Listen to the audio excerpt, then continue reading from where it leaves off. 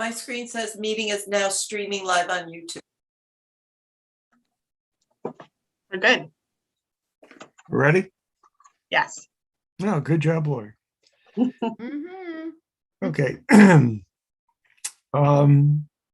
Rick Leaf, Chair of the Master Plan Implementation Committee. This open meeting of the Master Plan Implementation Committee is being conducted remotely pursuant to Chapter 22 of the Acts of 2022, an act relative to extending COVID-19 measures adopted during the state of emergency, signed into law July 16th, 2022. All members of the Master Plan Implementation Committee are allowed and encouraged to participate remotely. This act allows the Master Plan Implementation Committee to meet entirely remotely, so long as reasonable public access is afforded. The public can follow along with the deliberations of the meeting.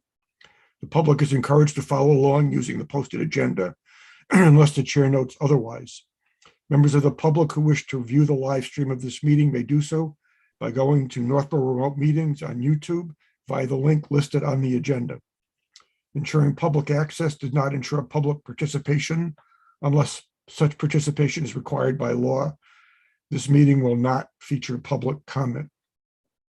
Members, when I call your name, please respond in the affirmative. Julianne Hirsch, Here. Amy Paretsky, Here. Millie Milton, Here. Ashley Davies, Here. Bill Peterson. I don't think Bill is on yet. Fran Backstrom. Fran, are you muted? I see your name on the list. I sit here. Oh, Ah, okay, okay. thank you. You have such a quiet voice. Gene Kennedy, Here. Gene Cahill, Here. Rick Leaf is here, and John Campbell said he'd be a little bit late. I don't see him yet. And Dario DeMar. Here. And from the staff, Lori Connors. Here. Is Scott with us tonight, Lori?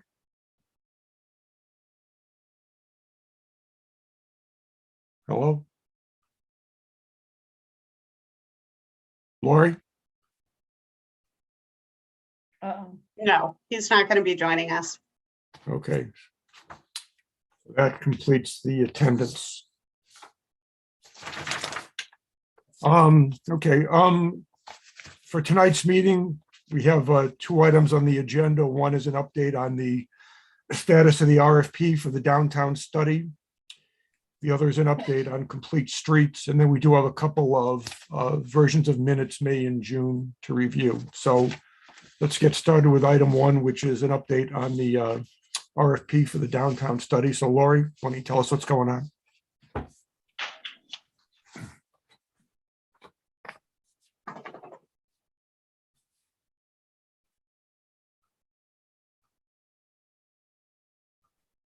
Okay, Chair. I'm happy to report that we received 4 responses today by the deadline of noon. And those responses were received from the BSC Group, McCabe Enterprises. Oh, I'm hearing this in studio, so let me figure out how to mute.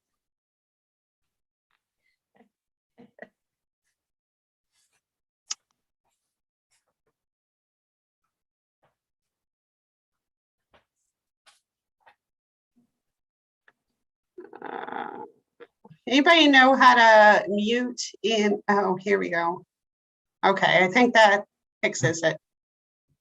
You sound okay now. All right.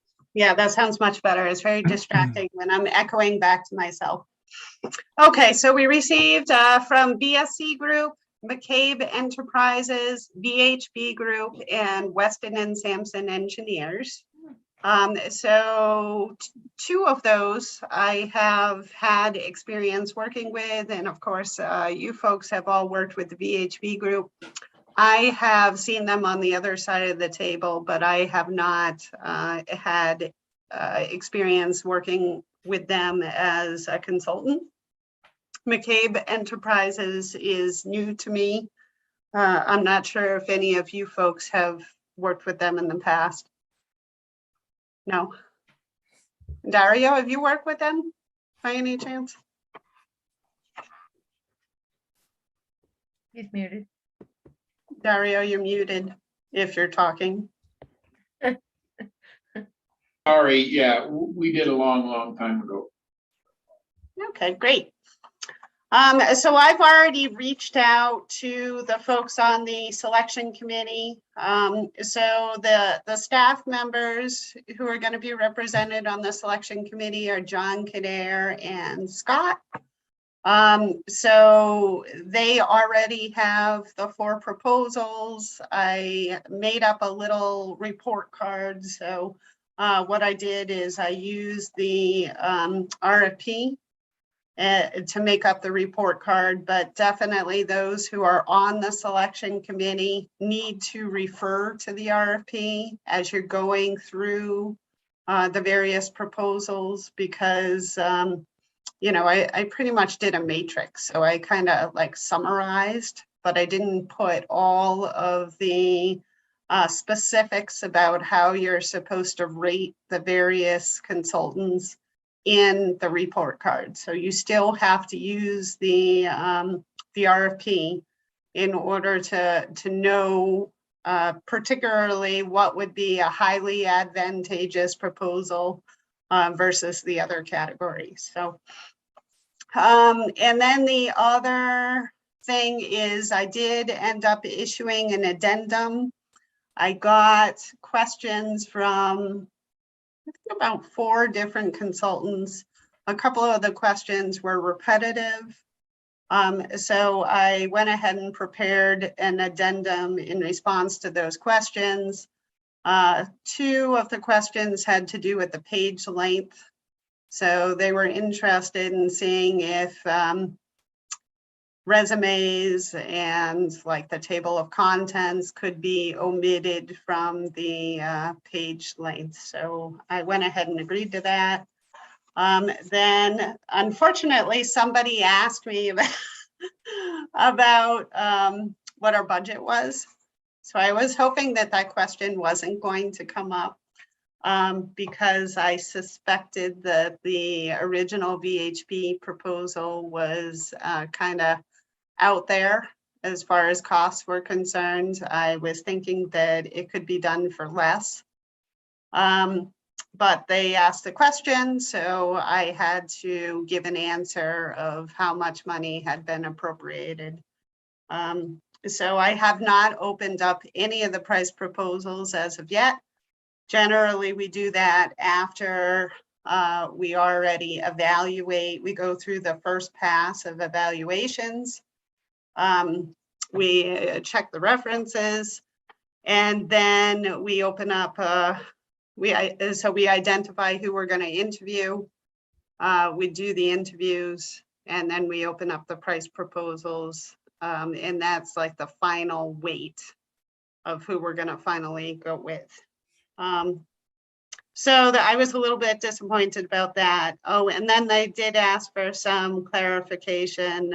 There was a typo in there about what would be Appendix A and what would be Appendix B, and the question about the insurance requirements. So we ended up providing them with a sample contract, which specified out the insurance requirements. So I think that everybody felt comfortable that they had sufficient information to respond. So I've already started reviewing the proposals, and I feel really good that we're gonna have a great consultant on board, and that we're gonna enjoy this experience. So now, of course, everybody I know is in a rush. You want to get this end result as quickly as possible, and we did end up losing some time with the release of the RFP.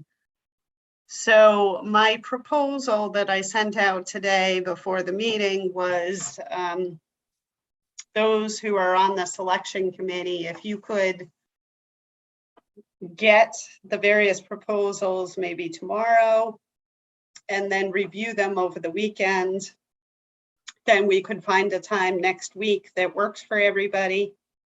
We could either do an in-person sit-down meeting where we discuss our various ratings, come up with a consensus and determine who we're going to interview. Or we could do that in a Zoom meeting if an in-person meeting isn't going to work. So far, it looked like Thursday was going to be the best day for the vast majority of us, but I just received an email from John Kader saying that he's not going to be available till 4 o'clock on Thursday. And unfortunately, I have a childcare issue. I'm not available at 4 because I have to pick up my daughter at camp. So we'll just have to email with each other to see if we can find an alternative time. I don't know if those who are on the selection committee are maybe available on Wednesday instead. Does that work for you folks? Maybe Wednesday afternoon? I have to check my calendar. Hey, quick question, Lori, when you answered the questions and told them our budget, you share that with all 4 applicants, correct? I shared it with everybody. Right. So the way it works is that when somebody asks a question, so I waited until like the deadline for asking questions. And then I sent out an addendum that was then posted on the website. So one of the wonderful things about our website is it goes automatically to everybody who Right. had requested the proposal. So Yeah, we do the same thing. I just wanted to make sure everybody, was on a level playing field, and that makes sense. Just Yeah. double checking, that's all. Yep, absolutely. And Right. that was, I'm glad that I used the website because there were like 42 firms that had asked for our RFP. So that would have been a lot of emailing. So I was thankful that I didn't have to do that one by one. So that was great. Well, getting back to Wednesday, could we do the morning? I prefer the morning. I mean, if we have to do the afternoon, I could do the afternoon. I prefer the morning. But I could do either on Wednesday. I am available all day. So how about Ashley, Amy, and Dario? Are you available in the morning? I'm on the road Wednesday through Monday, but I'll try to either phone in or Zoom in, depending.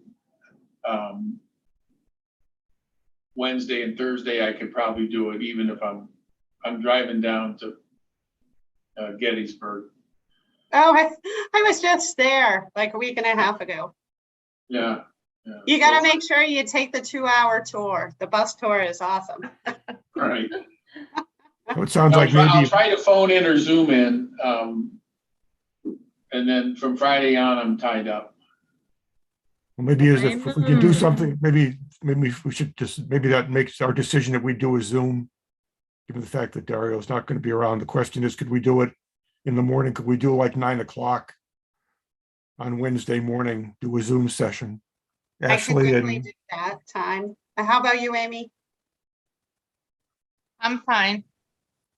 Ashley, does that work for you? Yeah, it could potentially work. I'm in the process. My husband may be away 2 days next week and he's not sure which 2 days. So I'll try to see if I can nail that down tonight and see, and get back to everyone tomorrow about my availability.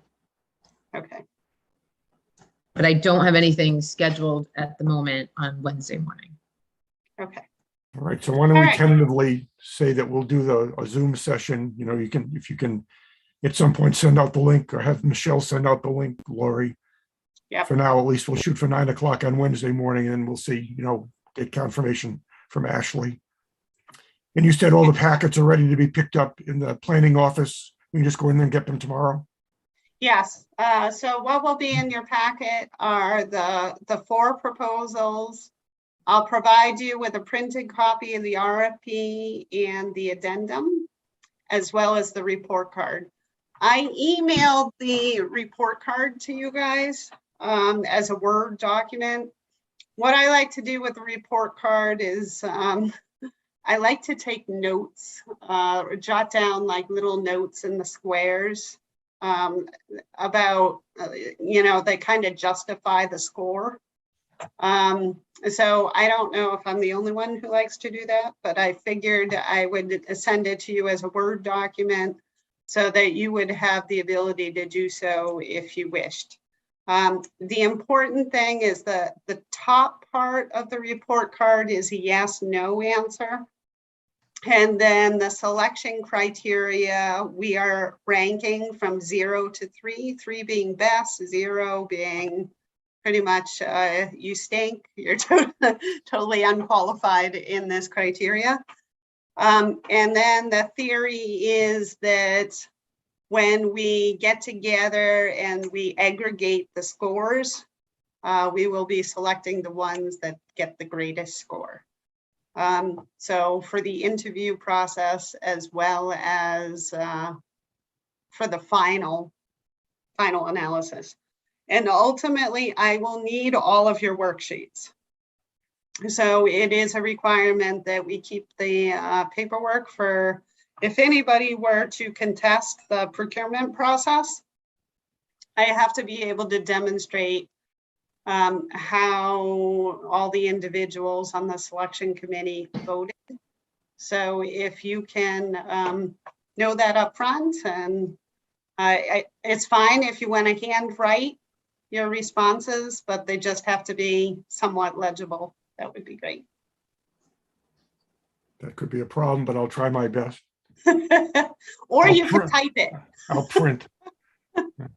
All right, great.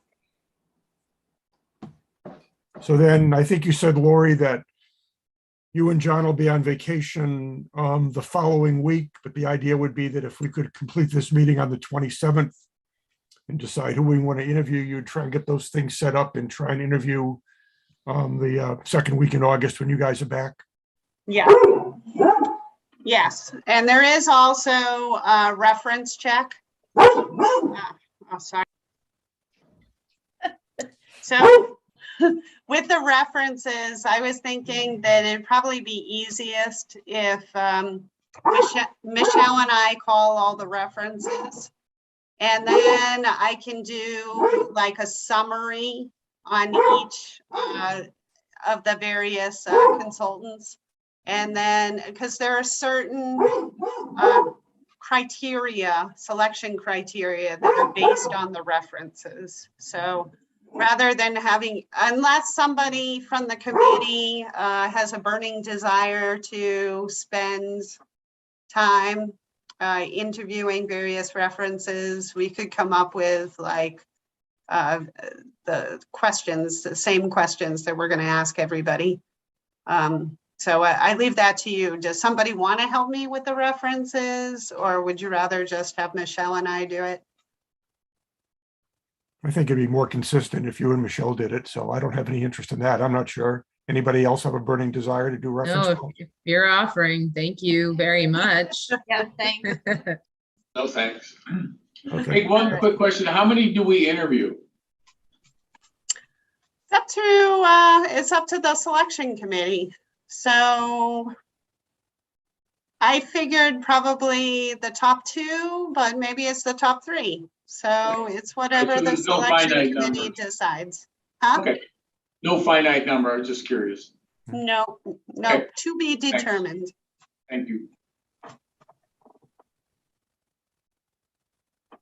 Anybody else have anything else on RFP? Any other questions or comments from the committee? Is the interview process, is that on Zoom or are you going to do that in person? I suppose that's for the selection committee to decide. We could do it in person or we could do it by Zoom. We could also, if other folks want to listen to the interviews, we can make those available. What are your thoughts? I feel like since we're not hiring an individual, we're hiring a company, it's okay to do it on Zoom. Okay. But And Ashley, I guess I'll butt in a little bit. I Go ahead. care more about the individual than the company, period, because whoever's on your job is what it's all about. It honestly doesn't matter to me about the company. It matters to me who's assigned. I mean, that's what I've learned in my profession. You can go to the best architectural firm in the world, and if you get some unexperienced rookie with an attitude, you will get the worst job in the world regardless of the company. It just, And not having done this before, do you usually get the person that's going to be assigned to you in the interview? we make them, again, the public work, I don't know. When we hire any firm to do any work for us, they have to give us the resume of the person who will be leading the project and the person, if there's a second level person, those two people, because you can flash out great resumes and nobody sees anybody through the duration of the project, which is a classic bait and switch. They have to commit individuals or we don't hire them. And that goes all the way, to multi-million-dollar construction companies. It's only as good as the superintendent assigned to the job and the project executive. I don't care about the company. I care about the people doing our job. I'm not trying to be, weird or arrogant or anything, but it's a big deal who's on the job. And the company is, in my case, probably the least important thing with respect to getting the work done right. So to Well, that that's point, helpful to hear. Just wonder, Lori, what's your experience been? Is that something that we can ask for? Yeah, so typically in my experience, they usually send two people, one being the principal, who is not generally the one that you see. They're not the face of the project. And then they send the project manager. So the project manager is the day-to-day person that you generally deal with on a project. So that is kind of the key person to me. The principal is that project manager's boss. So usually what the principal is doing is they're just double checking the product and making sure that it meets the standards of the company. But the project manager and then the underlings are the ones who are actually doing the lion's share of the work. So are we within our rights to request at the interview that at a minimum, we have the project manager attend the interview? I can absolutely do that. Yep. And Rick, I think- The Go other ahead, I'm thing, don't allow the principal to dominate the interview process. Direct your questions at the project manager and have he or she step forward and give you the answers to the questions you have. And make sure the principal gets pushed to the side sooner rather than later in the interview process. And they're the salesman. That's all they are. That's I correct. get it. It's a big, and just Lori, so when we do the evaluation matrix, we weight the criteria because there's certain things that are more important than others. And, let's say bonding capacity, all right, they're going to get that, or, some simple things. But when we get the superintendent, we weight them 1 to 10, how important the item is. The superintendent, which is the key person, say in a construction job, we actually put that down twice. They get 20 of the 100 points because that's how important they are to the project. And then other things, where you work in the area and that are somewhat important. And it's the same thing when we do engineers to hire and anything like this. To Gene's point, the president can knock your socks off and impress the hell out of you. And then you're stuck with the booby prize. So it's a big deal to have the person doing the work be the person we interview. It's huge. Yes, and in my experience, the interview kind of is the make it or break it point. So Yes. It is important to do the basic evaluation on the proposal itself, but if you have somebody weighted as number 1, but their interview is terrible, then usually they fall to the bottom of the barrel. So. Yep. Being I a think it would public, be helpful for the committee members who are not on the selection committee to at least be able to listen in on the interview process, because that would give the selection committee input from other members of the committee. Mhm. Sure. I would think too, if you want to read the RFPs, if you have any input. I don't know, it's up to you guys. But the RFPs, the proposals aren't in a PDF format, are they? So I believe they might have sent me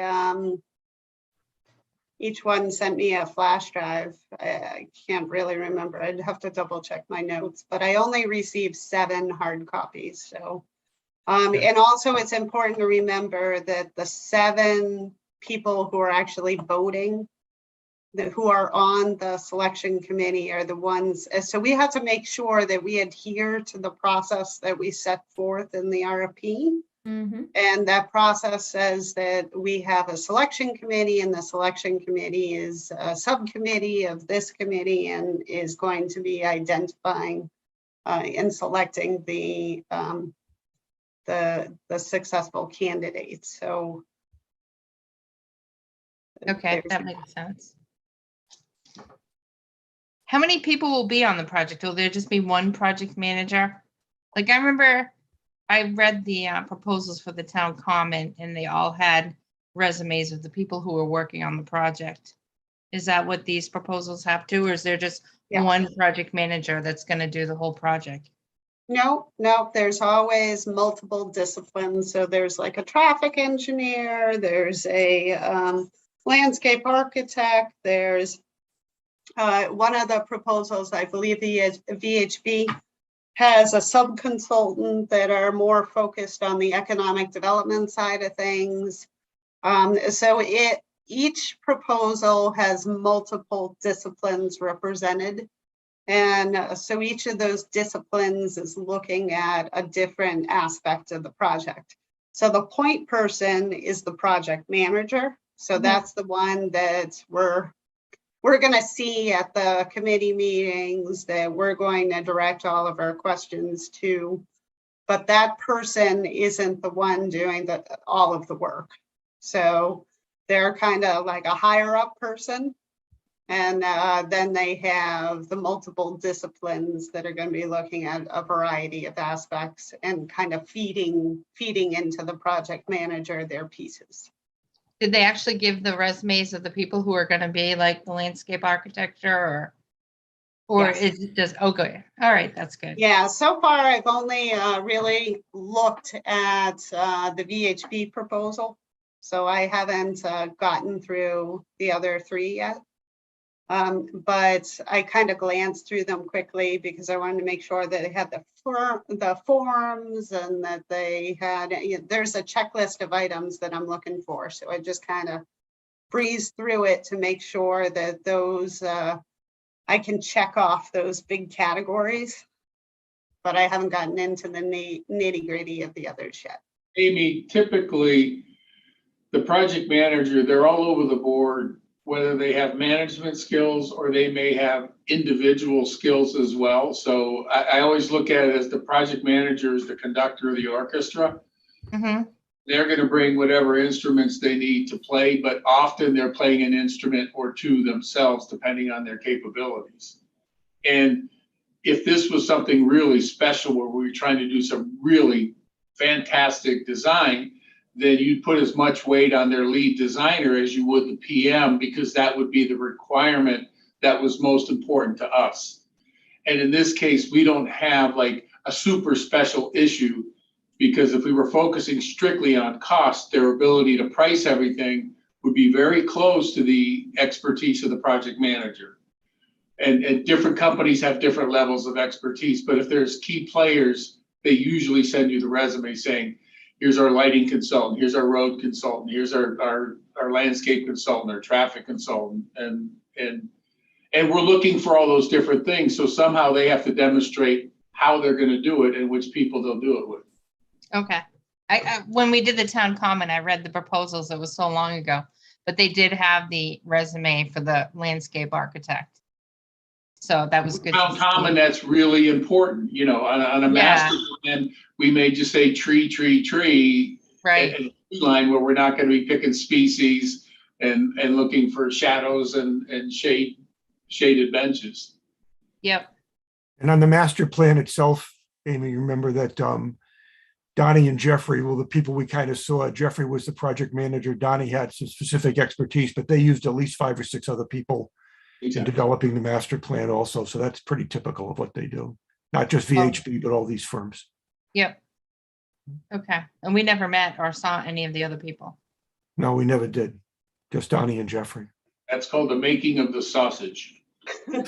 Yeah, and probably, like, I know when we were doing our downtown revitalization project, I would talk with the various disciplines. So, like, for example, I would review the various design plans, I'd have comments, and then I'd have questions. And then oftentimes what the project manager would do would divvy up my questions to the various principals.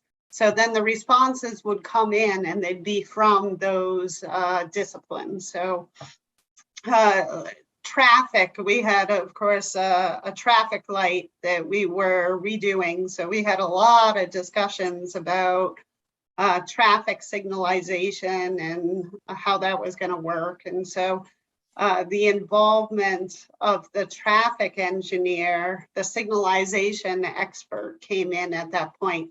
Now, the committee didn't talk to that person. I did, because they were usually questions that I had. And at one point, we had a traffic engineer who was helping us out on the committee. So he had specific questions. So we put the two of them together to kind of hash out the traffic signalization and what the goals were. So that's generally how it works. So you probably won't see those people, but I may.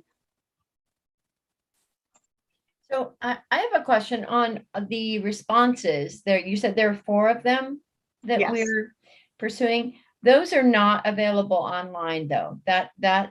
Those replies are not, or are they? They are not.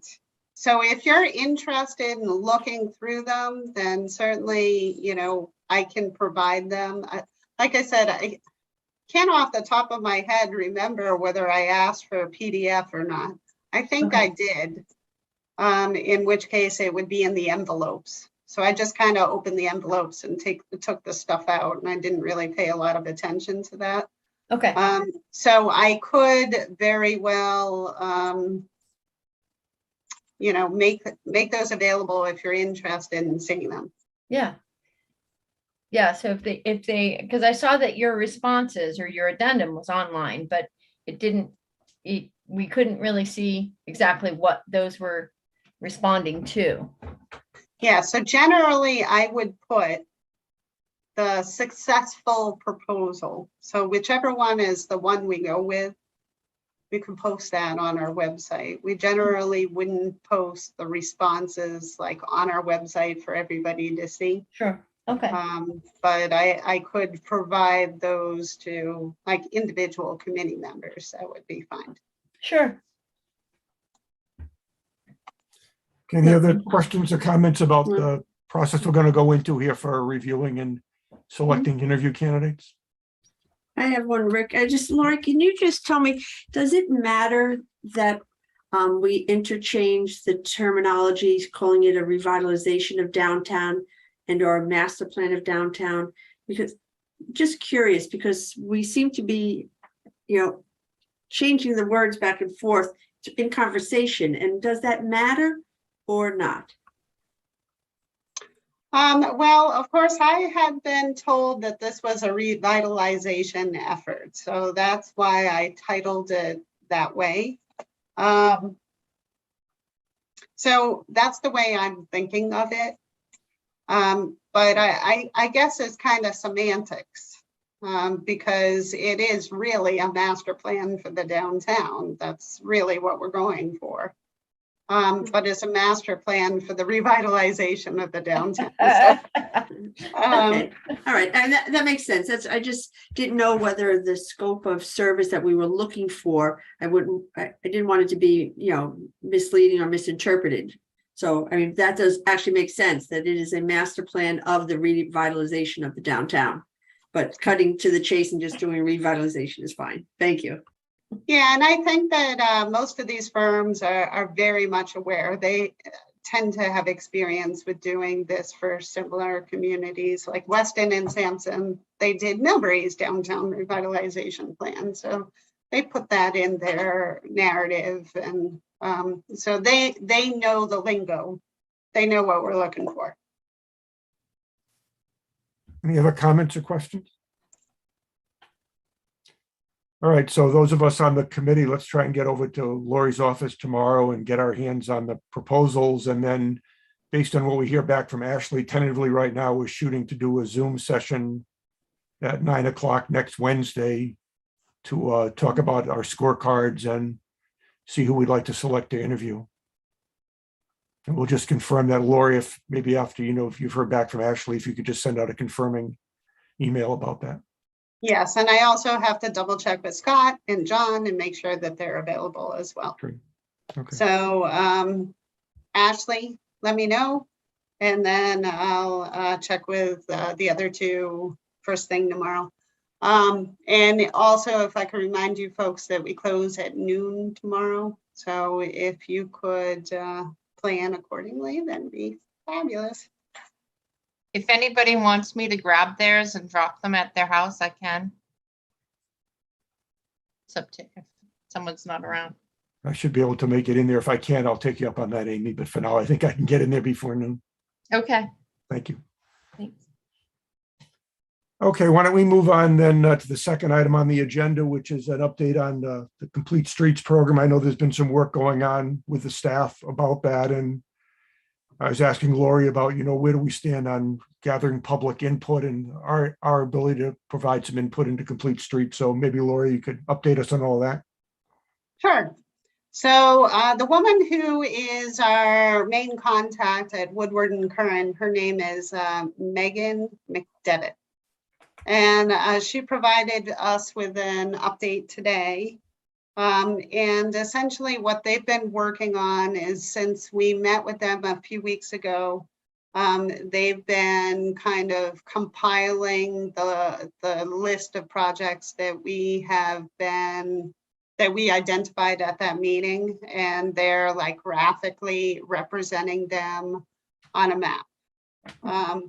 So they have, they're going to be sending us draft figures for each potential project to show the type, the location, and the extents. So then we're going to review those. So those are supposed to be coming like tomorrow. And then we're going to review those, and we have a meeting scheduled for next Wednesday to make sure that they have identified the ones that we discussed at the last meeting, and that we're happy with the list. And then we're also at that meeting going to be planning the public input session. So what we anticipated is that there would be like an actual public in-person session where folks would have the ability to vote on the various projects. And then there'd be a survey component. So I haven't seen anything yet as far as like the makeup of the survey, like what it would consist of. So we're still very early on in the planning process. One of the things that Scott had asked for was like a map that showed all of the various projects on one map. So instead of having like snapshots of each project, we would have everything represented in one place. So that's something that they're going to be working on for our meeting on Wednesday. You told me, Lori, that built into the things you're prioritizing right now, there is some work that's going to be put on the plan that affects our current downtown area. Maybe you could update the committee on kind of what those projects are. Yeah, so the three of us who met with the consultants, it was Scott, it was me, and it was Fred, who's the town engineer. And what we did is we brainstormed projects that are actually like in the works, as well as projects that are kind of pie in the sky. Because one of the important things for the Complete Streets program is that if you want to get any funding for a potential project, then it needs to be on the list. Otherwise, they're not going to fund it. And it needs to be very highly ranked on the list. So what we did is we identified various components of that red area. We kind of split it into sections. And we thought about what our priorities were along various sections. So of course, one of the projects that we identified was a street lighting project. So that would be like pedestrian scale decorative lighting. So where we would like to see enhanced lighting, we included ADA compliance sidewalks, ramps and crosswalks. We were looking particularly at safe routes to schools.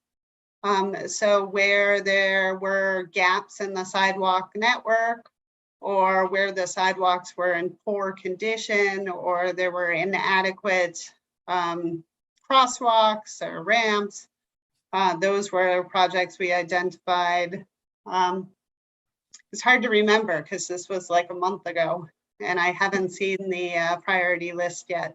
But definitely, there were a ton of projects that we were talking about. We identified the bike route up to the aqueduct. So connecting the downtown to the aqueduct project. We identified the aqueduct bridge as a project.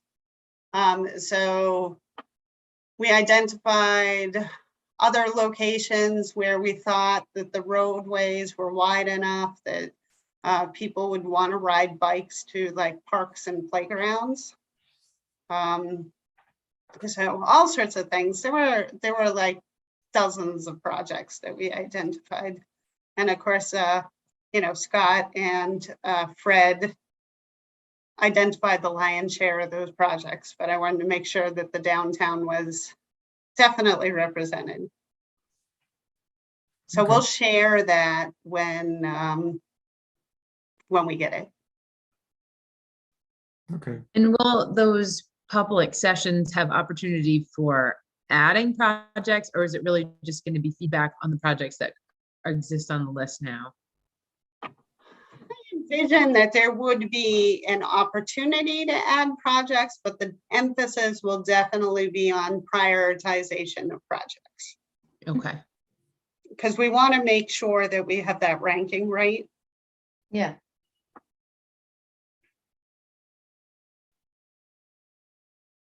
Yeah, just one thing that, I think from the committee's perspective, I said this a few times, I mentioned it to Lori again, is that, we've talked about what we want our study of the downtown and our master plan to do and kind of the area it's going to encompass, but also connectivity from the downtown out to the resources in town is an important item to keep in mind.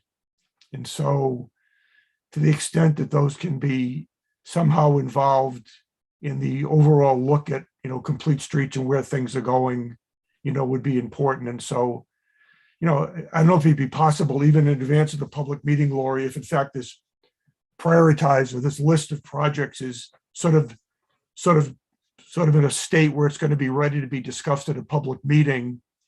If we have a committee meeting prior to that time, if maybe, we could get a look at, that list and just get an idea of, from our perspective, what's already in there that makes sense based on the downtown plan. And if we think there are some things where things aren't being considered that we think are important, talk about how and when we might get those on the list. It could very well be that by the time this list is ready for review, it pretty much considers a lot of what we've been talking about. Obviously, you've been privy to all of our conversations, and I know, you've been trying to provide that input into this, where things stand right now, but I think it'd be good if this committee had a good idea about what's going to go before the public for ranking. Mm-hmm. Sure. Okay. Other comments or questions about complete streets? I have a question. Since shady streets, especially on days like today, are a little more enjoyable to walk, does complete streets address street trees at all? They do. That's not really their focus. So like a better resource for street trees, our National Grid actually has a street tree planting program. And also the Municipal Vulnerability Preparedness Program. They're trying to combat climate change. So that's a better fit. So the Complete Streets program is more interested in addressing gaps in the network. So they're interested in doing bicycle facilities, so like bike racks and bike repair stations and sharrows and bike lanes and sidewalks where they don't currently exist. So that's their focus. So if we had like a project in there, which was, add street trees to such and such road, it probably wouldn't be a competitive project for the Complete Streets anyway. It would be for the MVP and other grant programs, but just not that one. That's not their focus.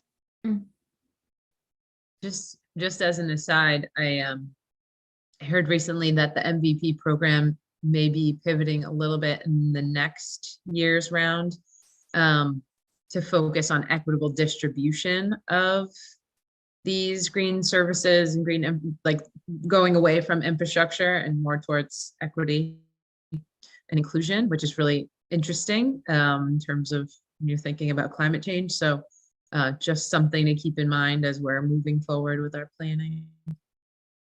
Yeah, they're really into the green infrastructure. So like that low impact development, the rain gardens, and kind of the greening of downtowns. That's kind of their focus. Flood mitigation, stuff like that. Yeah, I think they did some surveying and people were saying we really want to focus less on the infrastructure and more on equity, I guess. It's kind of, I don't really know how they're going to interpret that, but it's just some surveying that they've been doing. And that was one of the outcomes, which is interesting because I didn't think there were that many infrastructure projects, but yeah.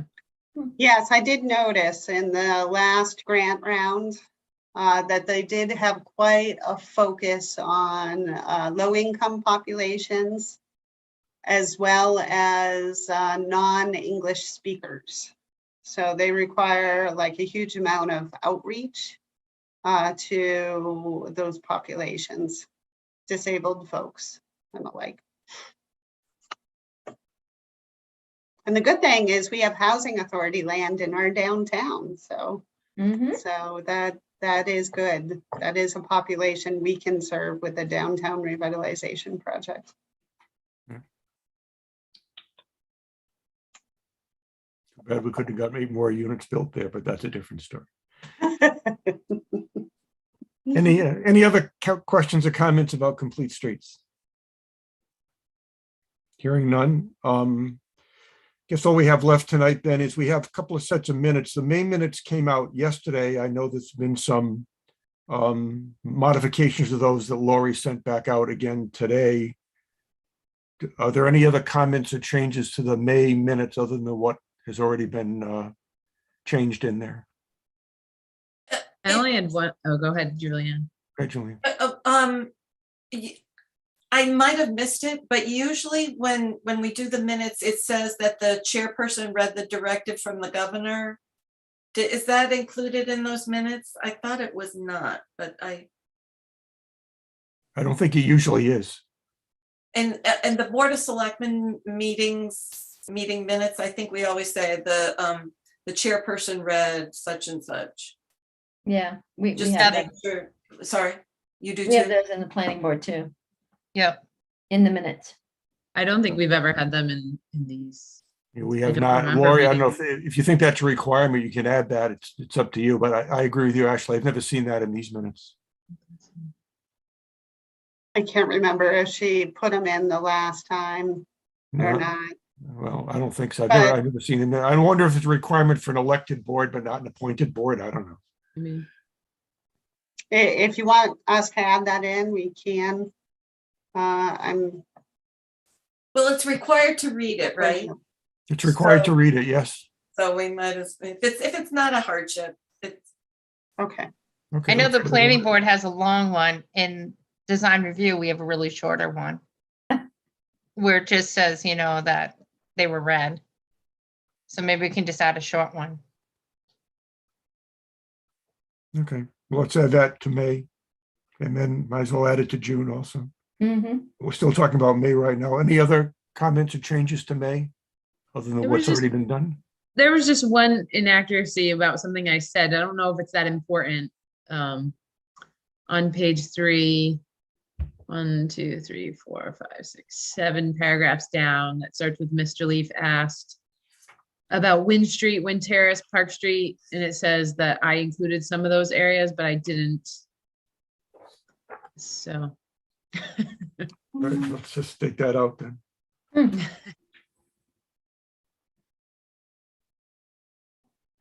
Anything else about May? Hearing nothing else, can I have a motion to approve the May minutes as amended? So moved. Is there a second for that? second, Any more discussion as far as the May minutes? Hearing none, although I guess we have to do this by roll call. I guess I just can't say. I'm so used to saying all in favor. Okay, Julianne, yes. Amy, Aye. Millie, Aye. Ashley, Yes. Fran, I, Jean, Yes, Rick, I, Dario. Yes, All right, so the May minutes are approved as amended. The June minutes were just released a little while before the meeting. Have people had a chance to read them and feel comfortable reviewing them tonight, or do you want to put that off until the next meeting? I didn't read them. I didn't have the chance to review them either. All right, then why don't we just make sure we have in the agenda for the next meeting, Lori, that we'll do the June minutes. I did have, as long as I did read them, I have one comment. Maybe you can make this change along the way on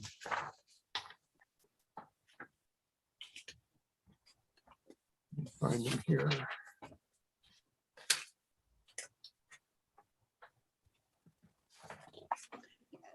Rick, could you actually email the change to me? Because I don't even have those minutes printed. Okay.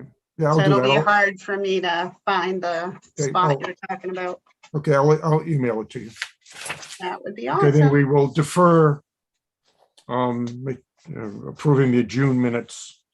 And I know Michelle was out of the office for a while. She did not get these minutes done late because she just ignored them. She was out of the office for personal reasons for a while. So she's just trying to catch up as best she can. So there's nothing critical here about Michelle. So we'll just do these. And I know she, given the fact that she's in the office on a regular basis, she'll get the minutes of this meeting out sooner than these did. So that's just kind of a variation to the normal plan there. Okay, is there anything else, any other topics or issues to come up before the committee tonight that we need to discuss?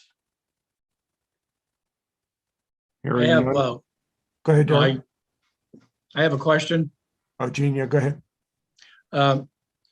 As we start this planning process, one of the goals is to make downtown more appealing to people, bring people downtown, whether it's restaurants, shopping, using the river or living there. If we're going to do that, I think we need to have a certain amount of public parking for people to park so they can enjoy downtown. Now, when I drive down Route 20, I don't see any public parking areas like you might find in Hudson or Marlboro. There's parking off of Gale Street with Assabet Park, which I drove through there today and there's probably 30, 45 spaces. So that can certainly be an area that we could focus on. But my question is, with regard to the fire station on Main Street, whether there is any area or any component of that development site that is or could include an area for public parking. And I don't have the answer to that question because I haven't seen any plans or anything. So I'm just raising it as a question, because by the time we get our downtown plan done, my guess is we'll be a little bit further along with the fire station, by next winter. So I have talked to John Kader about the fire station, just kind of in passing. And he did tell me, because we have discussed the parking issue, and I agree with you. I think that's a big impediment that has to be addressed. He did say that it is his intent to include some public parking as part of that project, so. Good. And there Good. was talk about another parcel behind that the town owns that would also be available for public parking. But yeah, I absolutely, that's why we put that in the RFP, that part of this planning process is gonna be an analysis of the existing parking that exists, and whether it's sufficient, and how we can, what we can do about it, where we can allow on-street parking safely, and signage is a big part of that. There is more municipal parking that exists that people have no idea where it is because it's not marked. So the situation isn't as bad as it may appear. Well, Maybe and we could- I think that has to do with parking count, not parking convenience. There's towns that have thousands of parking spaces and people don't go there because they can't park conveniently, meaning street parking. So Right. whether you have 800 spaces and only 200 visitors, if they're not super convenient, then your parking doesn't work. And that's one of the biggest things you'll find out with the master plan. When you talk about Hudson, you talk about Marlboro, you talk about any decent town, it's the street parking that matters to make it successful, not necessarily the amount of parking, because people don't go looking for signs. If they can't get out, grab their coffee, get back in their car and go, they're going somewhere else to get a cup of coffee. Mhm. Now, the irony is that even in downtowns that have plenty of on-street parking, the perception is always that there's no parking. Mhm. So Which is great. I don't quite understand why this is, but people go up to a place like Northborough Crossing and they have absolutely no problem walking, several hundred feet to the entrance of the store. But when they go into a downtown, they think that if they have to walk more than 20 feet to the storefront, then there's no parking. But Lori, that's an expectation. When you go to a mall, you don't expect convenient parking. When you go downtown, you do expect convenient parking. And if it's a funny thing, Yogi Berra said it, like when you talk about not enough parking downtown, he'll say that town, nobody goes to that downtown anymore. It's too crowded. Well, because the parking is successful and it's filled up. I mean, and if it's filled up and you can't find a spot, that means it's working, so maybe they do have to go a little deeper, but it's really how it works. In a mall, you go to a mall with the expectation you're going to park in a huge parking lot. The minute you turn up that drive to go to Northborough, that's an hour episode. No one's going there for a quick cup of coffee.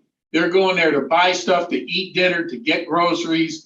They're going downtown, it's a quick in and out process in most cases, whether it's even getting their hair done or nails or it's a very different dynamic. And it's amazing how it works if you just look at the consistency across the board at what works. Quantity matters. Can I just interrupt for a second? I got a text from John Campbell saying he's got a message saying he's waiting Oh, to the yeah, I entrance of the see him meeting. now. He just popped in. Yeah. Kind of late. Thank you for letting me know. But the irony, the most successful downtowns, Hudson being one, you don't park right in front of the storefront you want to go to. It takes you 5 minutes to find a parking space, and then you got to walk another 5 minutes. So that's Because it's the successful. irony. That's exactly what Yogi Berra said. Yep. And Nobody the goes to same that as with, downtown anymore because you can't find a parking spot because it's being used so much. exactly. And Concord and Quincy Center and East Yeah, I just went to Milton Square. Brookline and it's street parking everywhere in downtown Brookline. and it's incredibly successful. But if someone says you can't find parking downtown, it means it's working because all the people are using the downtown. There's no better affirmation that it works to say, I can't find a spot downtown, so I go in the parking lot. Well, you've created that desirability where you've filled up the front and now they have to go to the back. Well, it doesn't help that most of us don't know how to parallel park either. Fair enough. Fran, But you know, that sort of brings up the question, maybe the parking area that's next on Gale Street, adjacent to Assabet Park, maybe that should be on the Complete Streets reconstruction project, because, you know, if you want to make it useful, it probably could be reconstructed and improved. Yes, But that's good. yeah, that, it's looking pretty run down. I agree. It's Yeah, also we not have my son's. attractive. It's not a Oh. place you want to park and walk from. And I think that's part of all these downtown dilemmas is you have to have a nice trail to walk, to want to park in one spot and to, you know, pass nice storefronts and, you know, have a pleasant experience getting to wherever you're going.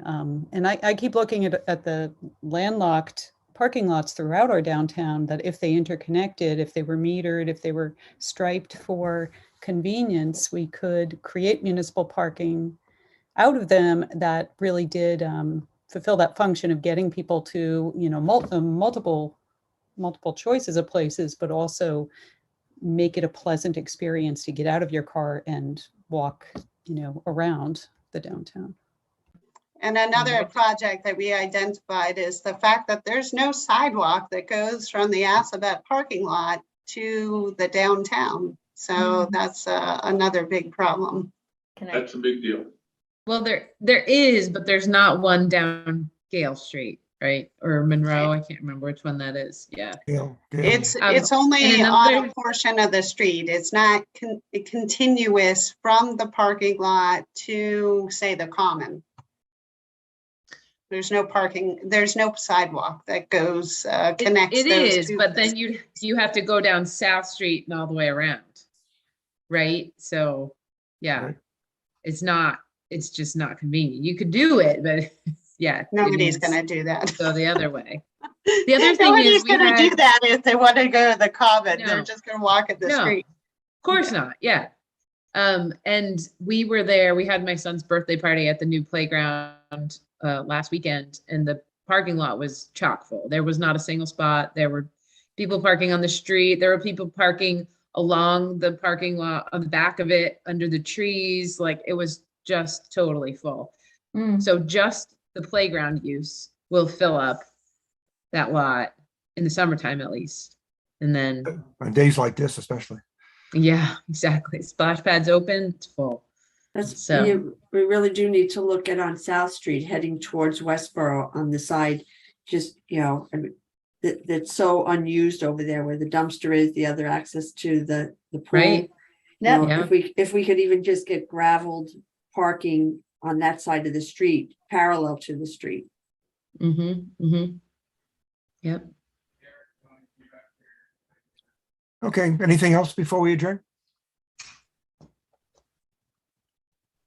Hearing nothing, may I have a motion to adjourn the meeting tonight? So moved. Second, Is there a second? Can we agree to that by consensus, please? So we don't have to vote individually on that. Anybody not wanting to adjourn? Hearing none, we are adjourned. Thanks for your participation, everybody. And next meeting will be the, whatever it is, third Thursday in August. We'll meet again. Thanks, Rick. Great job. Thank everybody. you. Good, thank Thank you. Good night. Good night. night. Bye. Have a good night. Bye.